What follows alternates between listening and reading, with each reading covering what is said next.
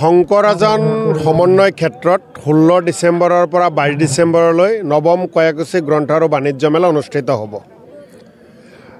আজি আমি লাইখুটা স্থাপন কৰিলোঁ। বৰপেটা জিলাৰ আয়ুক্ত ডাঙৰীয়াই লাইখুটা স্থাপন কৰিলে। এই অঞ্চলৰ সন্মানীয় শিক্ষাবিদ, এই অঞ্চলৰ বুদ্ধিজীৱী, এই অঞ্চলৰ সচেতন ৰাইজ, শিক্ষাপ্ৰেমী ৰাইজ, সাংস্কৃতিকৰ লগত জড়িত সন্মানীয় ৰাইজ, ক্ৰীড়াৰ লগত জড়িত যুৱক যুৱতী, ছাত্ৰ ছাত্ৰী সকলোৰ উপস্থিতিত আমি আপোনালোকৰ জৰিয়তে সকলো ৰাইজকে অহা 16ৰ পৰা 22 ডিচেম্বৰলৈ কয়াকুছি গ্ৰন্থ আৰু বাণিজ্য মেলাৰ সকলো কাৰ্যসূচীত আমন্ত্ৰণ জনালোঁ।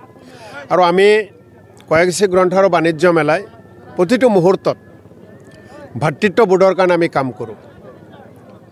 গুৰুজনাই যি বৰ অসম আমাক দি থৈ গৈছে, যি বৰ অসম গঢ়ি থৈ গৈছে, আজান ফকীৰ ডাঙৰীয়াই অসমত শান্তিৰ যিটো বাণী বিলাই আমাক একত্ৰিত কৰিছে, যি অসমীয়া হিচাপে সদায় আমি কওঁ আমি শংকৰ আজানৰ দেশৰ মানুহ, সেই শংকৰ আজানৰ এজন অসমীয়া সন্তান হিচাপে কয়াকুছি অঞ্চলৰ বৃহত্তৰ কয়াকুছি অঞ্চলৰ ৰাইজে সকলো সময়তে ইয়াতে সমন্বয়ৰ কাৰণে কাম কৰে, ভাতৃত্ববোধৰ কাৰণে কাম কৰে।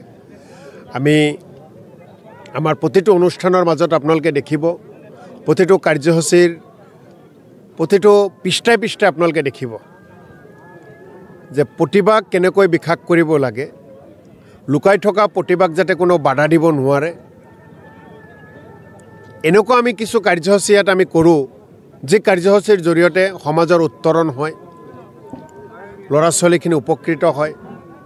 আৰু আহি থকা সময়খিনিত এখন আদৰ্শ সমাজ গঢ়াৰ ক্ষেত্ৰত যিসমূহ উপাদানৰ দৰকাৰ, সেই প্ৰতিটো উপাদান ইয়াতে আমি কৰাৰ কাৰণে চেষ্টা কৰোঁ। প্ৰতি বছৰ আমি দেখিছোঁ যে 16 ডিচেম্বৰ প্ৰথম দিনা বিশিষ্ট লেখক কবি সাহিত্যিকৰ দ্বাৰা শুভাৰম্ভ কৰা হয়। এইবেলি আমাৰ এতিয়ালৈকে আপোনালোকক সম্পূৰ্ণ তালিকা ক'ব নোৱাৰোঁ। তথাপি এই কয়াকুছি গ্ৰন্থ আৰু বাণিজ্য মেলাৰ শুভ উদ্বোধক আমাৰ অসমৰ এখন জনপ্ৰিয়